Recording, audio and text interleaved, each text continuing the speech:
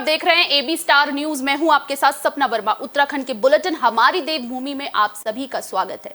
Bulletin की शुरुआत में बात करेंगे सीएम धामी के दौरे की। दरअसल सीएम धामी आपदा प्रभावित एरिया का दौरा करते दिखाई दिए। इस दौरान उन्होंने पीड़ितों को हर संभव मदद देने की बात कही। पिथौरागढ़ के धारचूला आपदाग्रस्त क्षेत्र से लौटे मुख्यमंत्री पुष्कर सिंह धामी का कहना है कि इलाके में करीब 300 लोगों का विस्थापन किया गया है। उनके भोजन, मेडिकल और सभी व्यवस्थाओं को दुरुस्त किया जा रहा है। मुख्यमंत्री पुष्कर सिंह धामी ने इस बात पर बल देते हुए कहा कि सरकार पूरी तत्परता के साथ आपदा प्रभावित के साथ खड़ी है और उनकी हर संभव मदद की जाएगी। मुख्यमंत्री ने यह भी कहा कि सभी के सहयोग से आपदा पीड़ितों को लाभ पहुंचाया जा सकता है। कुछ लोगों को मौके पर आर्थिक मदद भी कर दी गई है। जिलाधिकारी और सीडीओ जैसे ऑफिसरों को मौके पर निगाह बनाए रखने और पीड़ितों को हर संभव मदद देने के निर्देश दिए गए। सीएम धामी ने आगे बताया कि जिस तरीके से उत्तरकाशी के वड़ावत पर्वत का भूभार्गीय वैज्ञानिक विश्लेषण किया गया था, उसकी जांच करवाई गई थी और आधा तो उसका ट्रीटमेंट किया जा रहा था। उसी तर्ज पर अब धारचूला भी भूगर्भीय जांच और विश्लेषण किया जाएगा, जिसमें धारचूला शहर बचा रह सके।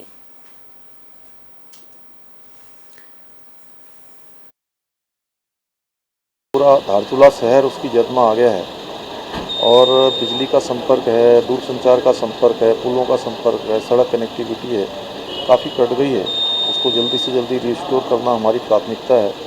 इसके साथ साथ जो हेली सेवा है सितंबर माह तक चलती है। हमने कहा है कि चूँकि आपदा से काफ़ी नुकसान हो गया, आपदा के समय में उसकी आवश्यकता है, उसको भी हम विस्तारित करेंगे। ऐसे अनेकों कार्य जो करने हैं और साथ में जो लोग विस्थापित होकर आए हैं उनके पुनर्वास के लिए प्राथमिकता के आधार पर पुनर्वास की कार्रवाई। बुलेटिन में बात देहरादून की, जहां पर सीएम ने ग्रेड पे को लेकर आदेश जारी किया है। साथ ही साथ ग्रेड पे को लेकर भी नई बात सामने आ रही है। सीएम धामी ने पुलिस जवानों की ग्रेड पे की समस्या का एक अच्छा समाधान किया है। पुलिस विभाग में कांस्टेबलों के 17,500 पद है और हेड कांस्टेबल के 3,440 पद है और एडिशनल एसआई का एक भी पद नहीं है। पुलिस जवानों को समय से प्रमोशन देने के लिए सीएम धामी ने नए पद स्वीकृत करने के आदेश जारी किए हैं। सबसे महत्वपूर्ण बात यह कि उनका ग्रेड पे 4200 होगा।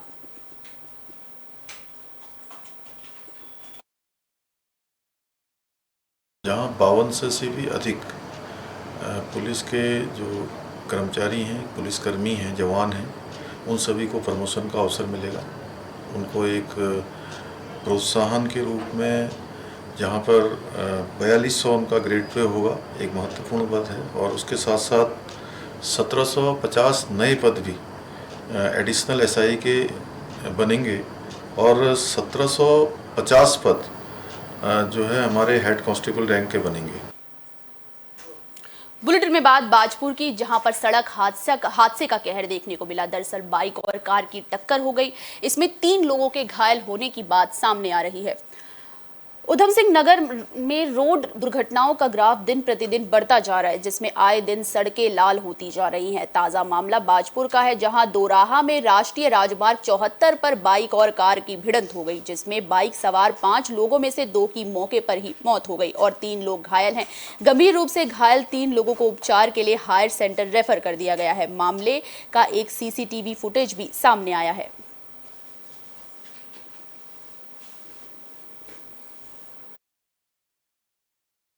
देखिए, कल एक व्यक्ति जो है अपनी सिस्टर को उसके 3 बच्चों के साथ छोड़ने के लिए उसके घर जा रहा था। रात को करीब 8:30 बजे के लगभग कहीं बाजपुर की तिराई पर वो किसी वाहन से टकरा गया और जो उसमें मामा और भांजे की जो है उसमें डेथ हो गई। वो तिराहा है, वहाँ पर जो है मैंने इस संबंध में एनएच को भी बता दिया है कि उनमें वहाँ पर जेब्रा क्रॉसिंग, ट्रैफिक की लाइट और जो है एक चेतावनी बोर्ड ऐसे तिराहों पर हर जगह पर जो है लग जाएं, जिससे दुर्घटनाएं। बुलेटिन में बात रुद्रप्रयाग की, जहां पर स्वास्थ्य व्यवस्थाओं को लेकर नई बात सामने आ रही है। दरअसल पोस्टमार्टम के नाम पर शराब की मांग की जा रही है। रुद्रप्रयाग जिला अस्पताल में सड़क दुर्घटना में मारे गए 2 युवकों के शव शाम से मोर्चरी में पड़े होने पर हॉस्पिटल स्टाफ की ओर से इस शवों का पोस्टमार्टम करने से पहले परिजनों से शराब की डिमांड करने और उसके बाद मोर्चरी में शराब पीकर मौत का उपहास करने का अमानवीय कृत्य करने का सनसनीखेज मामला सामने आया है, जिस पर इस दौरान अस्पताल प्रशासन से शिकायत करने पर भी आरोपियों पर कुछ कार्रवाई न होने पर स्वास्थ्य मंत्री धन सिंह रावत और उनके पीआरओ ने भी फोन पर संपर्क किया, उनसे संपर्क किया गया। आपको बता दें कि किस तरीके से जो है बड़ी लापरवाही है, जिसके बाद परिजनों ने मुख्यमंत्री धामी से अस्पताल प्रशासन की ओर से इस अमानवीय कृत्य का संज्ञान लेने और शवों का जल्द पोस्टमार्टम कराने का अनुरोध किया।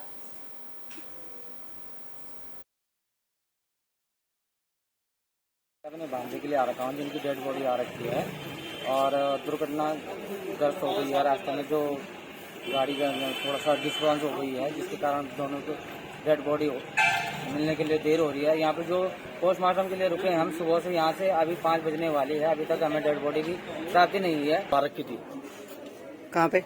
यहाँ जहाँ पोस्टमार्टम होता है गेट के बाहर शराब रखी थी इन्होंने और एक पॉलिथीन भी थी इसमें। कौन सा हॉस्पिटल का मामला है? ये रुद्रप्रयाग। बुलेटिन में बात खटीमा की, जहां पर अवैध शराब को लेकर पुलिस प्रशासन काफी एक्टिव मोड में दिखाई दे रहा है। 20 लीटर अवैध शराब पुलिस ने बरामद की है। हरिद्वार में जहरीला अवैध शराब हत्याकांड के बाद पुलिस काफी एक्टिव नजर आ रही है और जगह जगह छापेमारी कर रहे हैं। इसी कड़ी में उधम सिंह नगर में सीमांत खटीमा पुलिस को बड़ी कामयाबी मिली है। छापेमारी के दौरान बड़ी मात्रा में अवैध शराब बरामद हुई है। बता दें कि कोतवाल नरेश चौहान और एसएसआई अशोक कुमार के नेतृत्व में बनगवा, रघुलिया, सरपूड़ा और अलावृदी के बीहड़ जंगलों में छापेमारी की गई, जिस दौरान अवैध कच्ची शराब 10 भट्टियां और भारी मात्रा में उपकरण को तोड़कर नष्ट किया गया। लगभग 20,000 लीटर अवैध शराब को भी नष्ट किया गया। एसएसपी ने बताया कि सभी क्षेत्राधिकारियों और थाना प्रभारियों को अवैध शराब का कारोबार चलाने वालों के खिलाफ कड़ी कार्रवाई करने के निर्देश दिए गए थे। इसी कड़ी में खटीमा कोतवाल नरेश चौहान, एसएसआई और अशोक कुमार ने खुद मामले की कमान संभाली। जंगल में अवैध शराब बनाने के अड्डों पर छापा मारा और भारी मात्रा में अवैध शराब को नष्ट किया। इसी के साथ उन्होंने ये भी बताया कि अभियान आगे भी जारी रहेगा।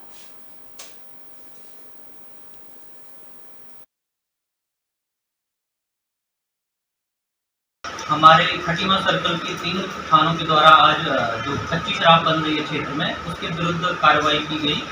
क्षेत्र में 3 थानों से टीमें निकली और जहां जहां भी कच्ची शराब की भट्टियां लगी थी उनको तोड़ा गया और कच्ची शराब बरामद की गई और जो बना रहे थे उनके खिलाफ कार्रवाई की गई। आज हमारे खटीमा थाना और नानकमत्ता और धनगया थाना, 3 थानों को मिलाकर लगभग 50,000 लीटर तक के लगभग की लाहन नष्ट कर दी गई है। 100 लीटर की करीब शराब पकड़ी गई है, कच्ची शराब। और थाना नानकमत्ता द्वारा एक अभियुक्त को गिरफ्तार भी किया गया है, जिस पे आबकारी अधिनियम के तहत मुकदमा दर्ज कर दिया गया है और प्रतिकात्मक विवेचना की जा रही है। बुलेटिन में बात अल्मोड़ा की, जहां गंगा कमेटी की बैठक का आयोजन हुआ। इस बैठक की अध्यक्षता डीएम की ओर से की गई। डीएम ने इस बैठक की अध्यक्षता में महत्वपूर्ण भूमिका निभाई। अल्मोड़ा में गंगा कमेटी की बैठकता की गई। जिलाधिकारी वंदना ने इसकी अध्यक्षता की। मीटिंग में कमेटी से जुड़े सदस्य और अधिकारी शामिल हुए। मीटिंग का आयोजन अल्मोड़ा, कोसी, सुयाल, रामगंगा सहित सहायक नदियों के संरक्षण के लिए ये बुलाई गई थी। जिलाधिकारी ने बताया कि मीटिंग के दौरान जिले के 136 ग्राम पंचायतों को चिन्हित किया गया, जिसमें कि सॉलिड वेस्ट मैनेजमेंट के लिए 50 जगहों पर प्रदूषण नियंत्रण के लिए कार्रवाई की जा रही, ताकि नदियों को प्रदूषित होने से बचाया जा सके।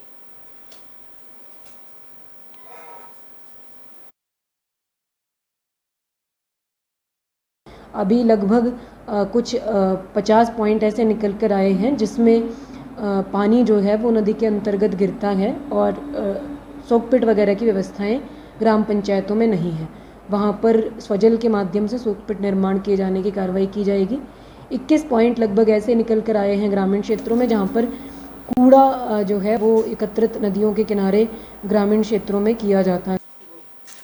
उत्तराखंड में लगातार बाढ़ और भूस्खलन का कहर देखने को मिल रहा है। इस दौरान सीएम धामी भी काफी एक्टिव हो गए हैं। एक्टिव मोड में आते हुए पीड़ितों का जायजा ले रहे हैं, हालातों का जायजा ले रहे हैं। उत्तराखंड में बाढ़ और भूस्खलन का प्रकोप जारी है। जगह जगह भूस्खलन हो रही है, लोग बेघर हो चुके हैं। यमुनोत्री राष्ट्रीय राजमार्ग पर बड़कोट और खरसाली के घर पर भूस्खलन हुआ, जिसकी वजह से पहाड़ों से पत्थर खिसक कर दरक रहे थे। इस समय उत्तराखंड में कदम कदम पर खतरा मंडरा रहा है। बाढ़ की भयानक स्थिति बनी हुई है। बीते दिन सीएम धामी ने भी बाढ़ प्रभावित इलाकों का निरीक्षण किया।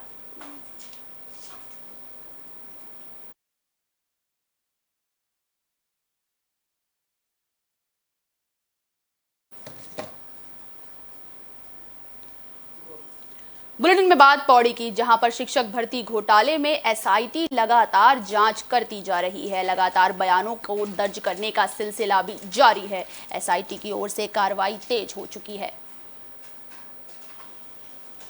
गोविंद वल्लभ पंत इंजीनियरिंग संस्था घुड़दौड़ी जिले पौड़ी के तत्कालीन कार्यवाहक कुल सचिव डॉक्टर संजीव नैथानी ने कोतवाली पौड़ी में प्रथम सूचना रिपोर्ट दर्ज कराई थी कि संदीप कुमार ने साल 2018 और 19 में हुई शिक्षकों और कुलपति पदों पर नियुक्ति और इंटरव्यू प्रक्रिया के लिए सरकारी महत्वपूर्ण दस्तावेज गायब कर दिए थे।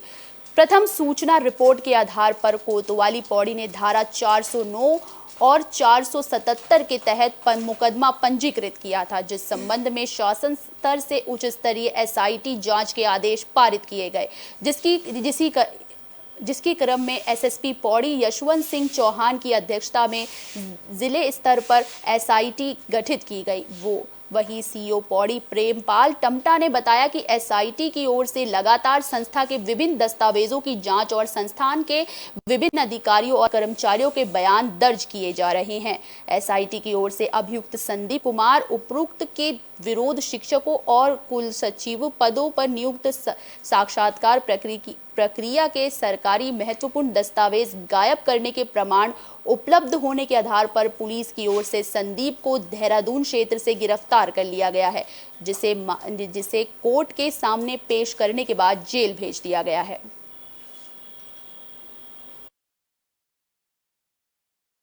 कि ये भ्रष्टाचार में लिप्त हैं, तो उस पर तमाम दस्तावेजों को खंगाला गया, जिनसे कुछ इनसे दस्तावेज मांगे गए थे।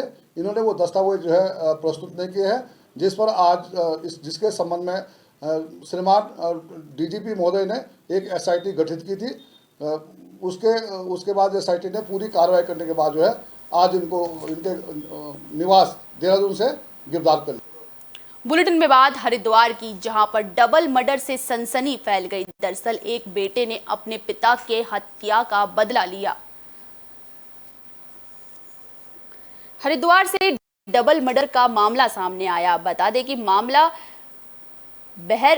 बहादराबाद क्षेत्र के मरगूपुर का गांव का है, जहां पर 2 लोगों की निर्मम हत्या कर दी गई। सबसे हैरानी की बात यहां पर यह रही कि आरोपी हत्या के बाद खुद थाने पहुंच आया और सरेंडर कर दिया और बताया कि उसने अपनी सौतेली मां का गला दबाकर हत्या कर दी, क्योंकि उसकी मां ने पहले उसके पिता को कुल्हाड़ी से मौत के घाट उतार दिया था, जिसके बाद उसने अपने पिता की हत्या का बदला लेने के लिए अपनी सौतेली मां की हत्या कर दी। पुलिस ने आरोपी का बयान दर्ज कर लिया। एसपी सिटी स्वतंत्र कुमार ने बताया कि युवक ने चौकी पहुंचकर पुलिस को मामले की जानकारी दी थी, जिसके बाद मामले की जांच शुरू कर दी है।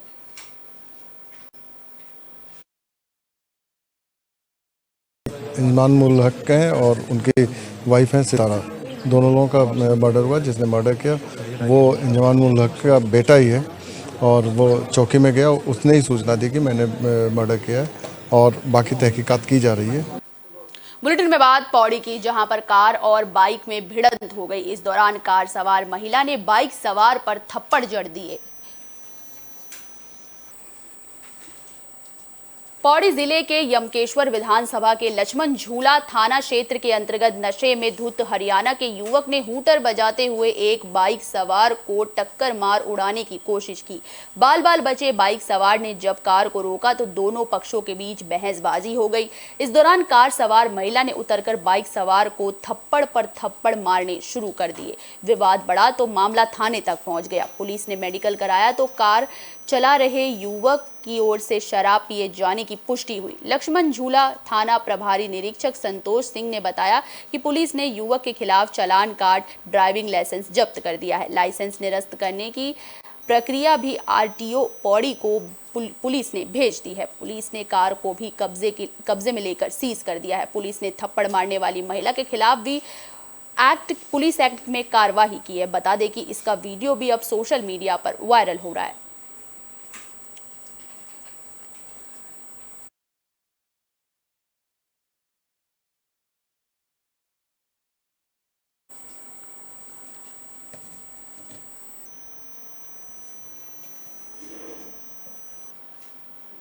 बुलेटिन में बात बाजपुर की, जहां पर विधायक के खिलाफ जमकर हंगामा देखने को मिला। दरअसल ये हंगामा सड़क न बनाए जाने को लेकर था।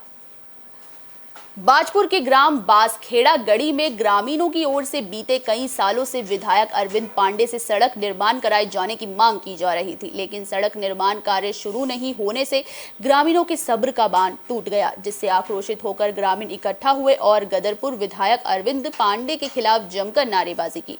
इस दौरान ग्रामीणों ने कहा कि भाजपा सरकार और गदरपुर विधायक अरविंद पांडे ग्रामीणों की अनदेखी कर रहे। यही कारण है कि कई सालों से सड़क का निर्माण कार्य नहीं हुआ है और विधायक अरविंद पांडे हर बार जल्दी सड़क बनवाने की बात कहते हैं। उन्होंने कहा कि बरसात के दिनों में सड़क पर जल भराव की स्थिति बन जाती है, जिसमें गिरकर कई बार लोग चोटिल हो चुके हैं। उन्होंने कहा कि अगर आने वाले समय में जल्द ही सड़क का निर्माण काम पूरा नहीं हुआ तो धरना प्रदर्शन किया जाएगा। वहीं बाजपुर के वार्ड नंबर 13 में बीते कई सालों से सड़क निर्माण का कार्य नहीं कराया गया, जिसके वजह से महिलाओं ने गदरपुर विधायक अरविंद पांडे के खिलाफ पानी में खड़े होकर प्रदर्शन किया। इस दौरान आक्रोशित महिलाओं ने कहा कि विधायक अरविंद पांडे हर बार चुनाव के समय आकर लोगों पर जल्द सड़क बनवाने की बात कहते हैं, लेकिन चुनाव बीतने के बाद वो जनता की समस्याओं की ओर झांक कर भी नहीं देखते। इस दौरान महिलाओं ने अरविंद पांडे के खिलाफ जमकर नारेबाजी की।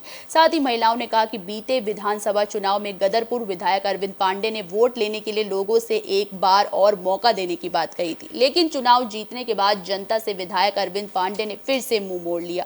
इस दौरान उन्होंने जल्द सड़क निर्माण न होने पर उग्र आंदोलन की चेतावनी दी है।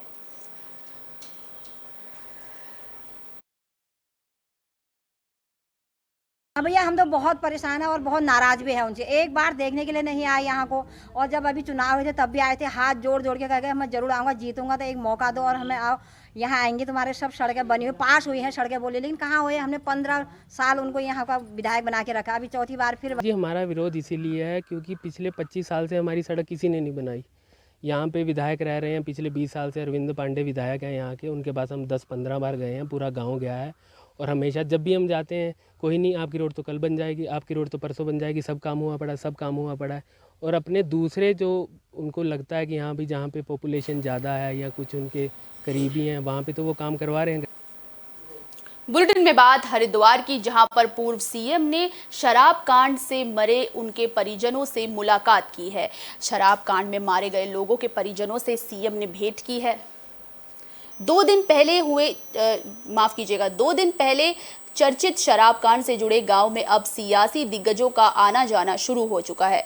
हरिद्वार लोकसभा क्षेत्र के सांसद और पूर्व मुख्यमंत्री डॉक्टर रमेश पोखरियाल निशंक जहरीली शराब के सेवन से मरने वाले परिजनों से मुलाकात करने पहुंचे, जहां उन्होंने कहा कि उनके स्तर पर पहली प्राथमिकता गलत को सुधारना है और पीड़ित के परिजनों को सहयोग कैसे करे उसके लिए ये बेहद महत्वपूर्ण है। उन्होंने मुख्यमंत्री की ओर से अपने पद पर मदद करने की घोषणा किए जाने की बात कही। तो वहीं उनके इस दौरे से कुछ घंटे पहले उसी गाँव में पहुंचे कांग्रेस के दिग्गज नेता प्रीतम सिंह पवार ने सरकार पर आरोप लगाए। आरोपों पर पलटवार करते हुए उन्होंने कहा कि कांग्रेस बताए कि वो खुद कितनी संवेदनशील है और उनके पास संवेदनशीलता के क्या मानक है। लोकसभा सांसद निशंक ने कांग्रेस पर शराब कांड की आड़ में राजनीति करने का आरोप लगाया है।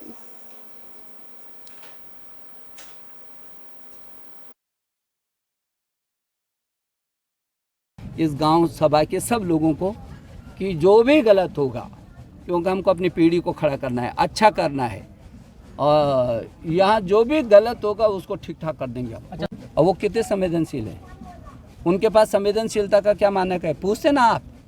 ये कांग्रेस का काम इस समय राजनीति करना है क्या? ऐसे समय में लोग इकट्ठा होकर के वो करते हैं, ये कोई अच्छा चरित्र नहीं किसी का भी। हम सब जब दुख की घड़ी में हम इस गांव के साथ हैं, लोगों के साथ हैं। मसूरी में पुरानी पेंशन बहाल करने का मुद्दा इन दिनों जोर शोर से गर्माता हुआ दिखाई दे रहा है। इसी को लेकर सियासत भी शुरू होती हुई नजर आ रही है।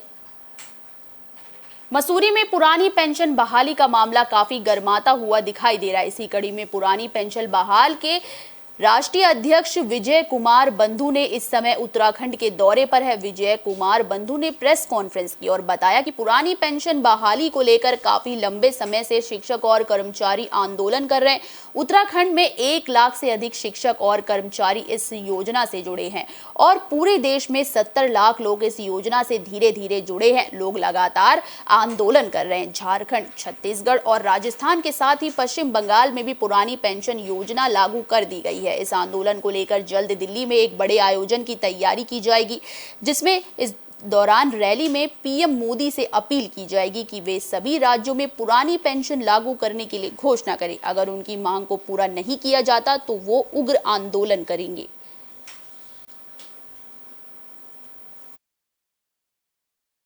तो ये तो निश्चित रूप से मुख्यमंत्री से कहूँगा कि वो इस बात को आगे बढ़ाएं। पूरे देश में 70 लाख लोग हैं जो एनपीएस के दायरे में हैं। उसमें शिक्षक, कर्मचारी या सेंट्रल और गवर्नमेंट स्टेट के सारे मिला के 70 लाख लोग हैं।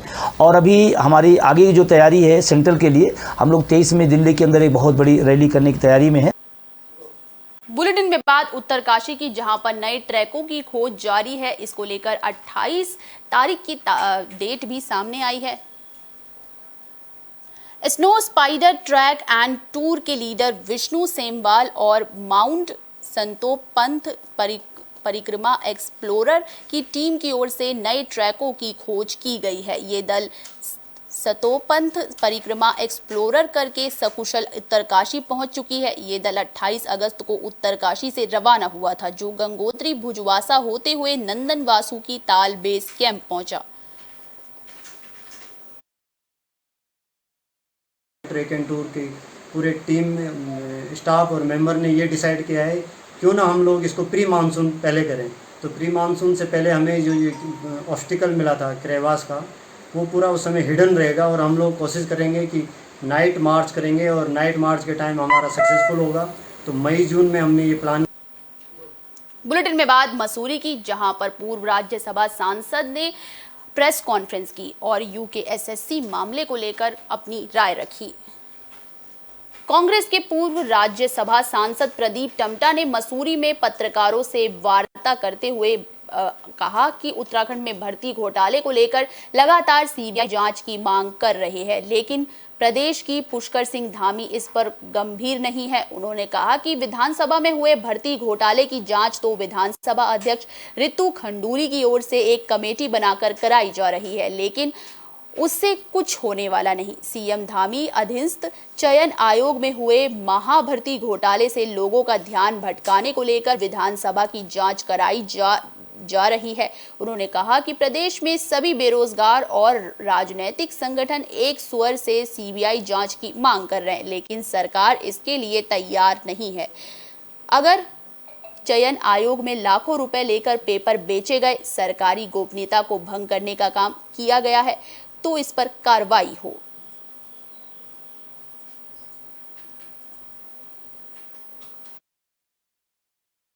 है अभी तक बताया कि जम्मू कश्मीर को 370 का मामला इस देश की सर्वोच्च न्यायालय में पड़ा हुआ, अभी तक उस पर वार्ता नहीं हो पा रही है।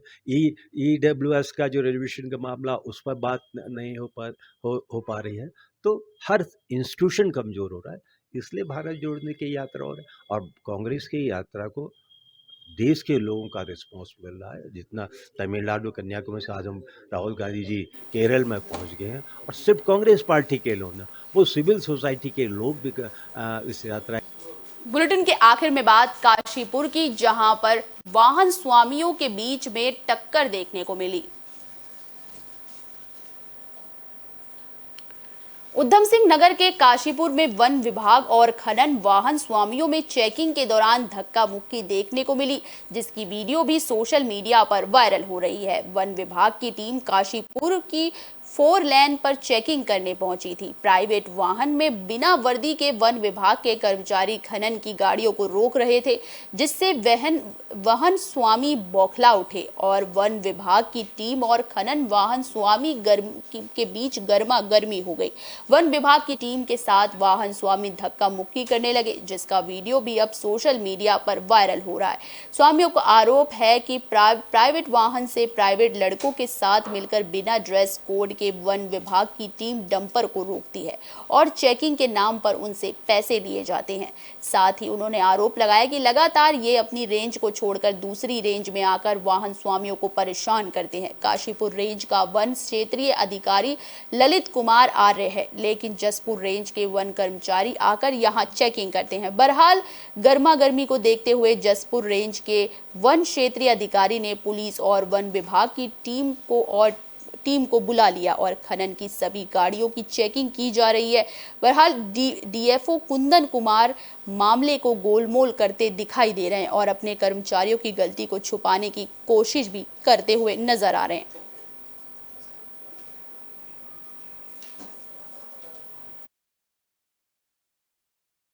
और वहाँ मौके पे कुछ अज्ञात लोग थे जिनके द्वारा इस तरह से कुछ बहसबाजी हो रही थी। तो उसमें फिर वहाँ जो संबंधित पुलिस विभाग के कार्मिक हैं उनको भी बुलाया गया था और फिर उसमें जो है नियमानुसार आगे की कार्रवाई की जा रही है।